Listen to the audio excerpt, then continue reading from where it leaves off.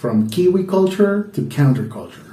This period marks a transition from a conservative, if knowing and slightly satirical, view of New Zealand society to a more openly radical stance towards establishment values. Literature is enlisted in the cause of political action, whether that action be international or local, and the challenge to national puritanism of earlier writers becomes an expression of sexual liberation, both as a matter of private celebration and as a public cause. Hand in hand with these modernizing energies, we find the beginnings of literary experimentation.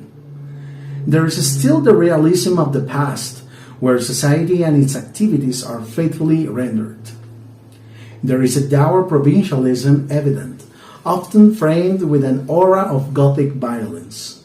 The New Zealand voice, especially the voice of the outsider, is still central. But who is a New Zealander and how that identity might be defined are questions that are shifting and unstable. There is also increasingly a sense that new ideas, fresh challenges to the status quo, will need new forms of literary expression. The Gothic, the surreal, and the use of magic realism infiltrate prose writing, and the engagement of young poets with contemporary American poetry is evident. One form of transgressive critique is satire, a constant strand in local writing since the 19th century, here employed by popular culture forms against or in concert with the man-alone modes of high culture literature.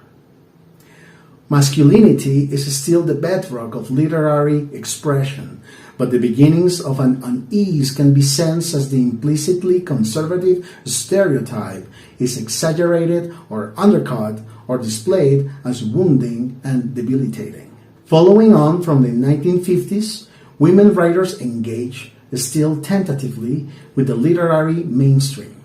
Places of publication enlarge.